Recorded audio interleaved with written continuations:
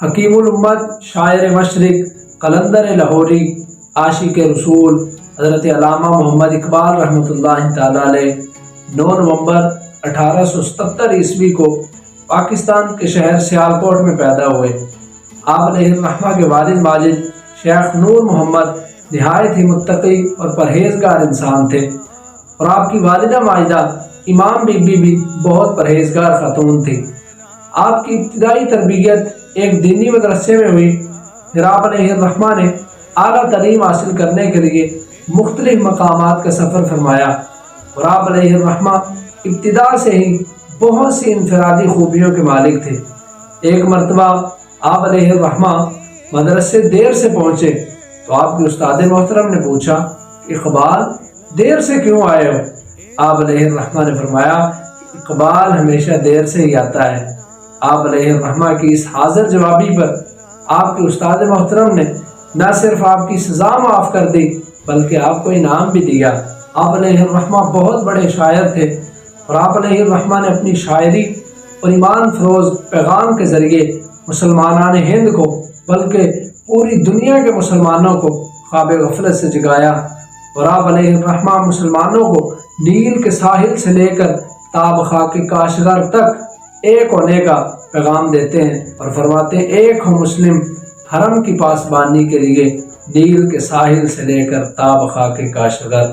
اور آپ علیہ الرحمہ نے عشق کو عقل پر فوقیت دی ہے، یعنی عقل اور عشق کی پنجہ آزمائی رہتی ہے۔ فرماتے ہیں کہ عقل انسان کو ڈراتی ہے اور ذلتوں پر سمجھوتا کرنے پر آمادہ کرتی ہے، جبکہ عشق انسان کو قربانی دینے اور خطرات سے ٹکرانے پر آمادہ کرتا ہے۔ فرماتے ہیں بے خطر کود پڑا آتش نمرود میں عشق، عقل ہے محو تماشۂ لب بام ابھی۔ اور آپ علیہ الرحمہ کو پرندوں میں سے شاہین پرندہ بہت پسند تھا، اور آپ اس پرندے کو درویش پرندہ کہتے ہیں کہ شاہین پرندوں کا درویش ہے۔ اور آپ علیہ الرحمہ یہ چاہتے تھے کہ جو خوبیاں شاہین میں ہیں وہی ایک مرد مومن میں بھی ہونی چاہیے۔ وہ خوبیاں کون سی تھیں کہ شاہین آشیانہ نہیں بناتا، اور وہ غور و فکر کا عادی ہے، وہ غیرت مند ہے اور کسی کے چھوڑا ہوا شکار نہیں کرتا۔ تو آپ علیہ الرحمہ فرماتے ہیں کہ ایک مرد مومن میں بھی یہی خصوصیات ہونی چاہیے۔ فرماتے ہیں کہ پرندوں کی دنیا کا درویش ہوں میں کہ شاہین نہیں بناتا آشیانہ۔ آپ کی شاعری میں قوم کے لیے تڑپ موجود ہے، اور آپ کا ہر شعر قوم کی اصلاح کا پیغام دیتا ہے، اور آپ رحمۃ اللہ تعالی علیہ کبھی مسلمانوں کو اپنے اسلاف کے یاد دلا کر ان کے لہو کو گرماتے ہیں، اور کبھی محبت رسول علیہ السلام کا درس دیتے ہیں۔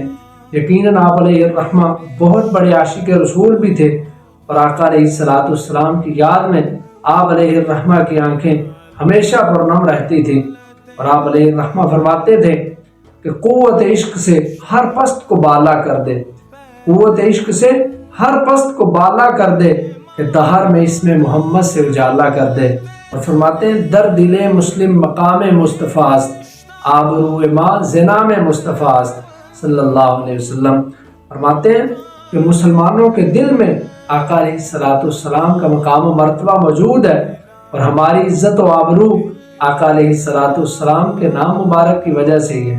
اور آپ علیہ الرحمہ نے اپنی شاعری میں خودی پر بہت زور دیا ہے، اور خودی سے آپ کی مراد خود پرستی اور خود نمائی نہیں ہے، بلکہ آپ مسلمانوں کو خود شناسی سکھانا چاہتے تھے کہ مسلمان اپنے اندر کھوئی ہوئی صلاحیتیں اجاگر کریں، اور جو جوہر اللہ تعالیٰ نے ان کو عطا کیے ہیں انہیں بروئے کار لا کر اللہ تعالیٰ کے منتخب بندے بن جائیں، اور اللہ تعالیٰ کی رحمتیں ان پر برسیں۔ خودی کو کر بلند اتنا کہ ہر تقدیر سے پہلے خدا بندے سے خود پوچھے بتا تیری رضا کیا ہے۔ اور آج کل اکثر لوگ یورپ کے دل دادا ہیں، لیکن علامہ اقبال رحمۃ اللہ تعالی علیہ انگریز کے دور میں ہی آپ نے آنکھ کھولی، اور آپ علیہ الرحمہ نے انہی کا مقرر کردہ نصاب پڑھا، اور آپ علیہ الرحمہ انہی کی یونیورسٹیز میں پڑھے، لیکن اس کے باوجود آپ علیہ الرحمہ یورپی تہذیب سے متاثر نہیں ہوئے بلکہ ان سے متنفر ہوئے، اور فرمایا اٹھا کر پھینک دو باہر گلی میں، نئی تہذیب کے انڈے ہیں گندے۔ آپ رحمۃ اللہ تعالی علیہ نے قوم کو عمل کی دعوت دی کہ عمل کے بغیر کچھ بھی نہیں. فرماتے ہیں عمل سے زندگی بنتی ہے، جنت بھی جہنم بھی.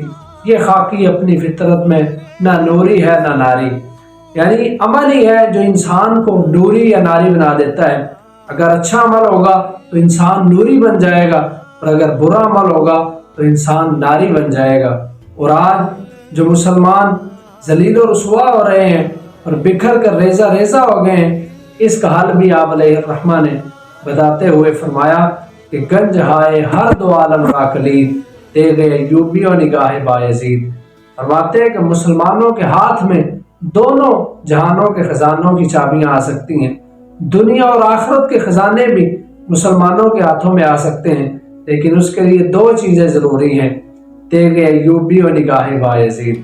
فرماتے ہیں کہ حضرت سلطان صلاح الدین ایوبی رحمۃ اللہ تعالیٰ علیہ کی تلوار اور حضرت بایزید بسطامی علیہ الرحمہ کی نگاہ کی ضرورت ہے. پھر مسلمانوں کے ہاتھ میں دنیا و آخرت کے خزانوں کی چابیاں بھی آ سکتی ہیں. آپ رحمۃ اللہ تعالیٰ علیہ نے بہت سی کتابیں بھی تصنیف فرمائی ہیں، جن میں بانگ درا، بال جبریل، ضرب کلیم، پیام مشرق، زبور عجم اور جوید نامہ یہ آپ علیہ الرحمہ کی مشہور کتابیں ہیں. پھر آپ رحمۃ اللہ تعالیٰ علیہ 21 اپریل 1938 عیسوی کو اپنے خالق حقیقی سے جا ملے اور پاکستان کے شہر لاہور میں بادشاہی مسجد کے سامنے آپ علیہ الرحمہ کا مزار پرانوار ہے.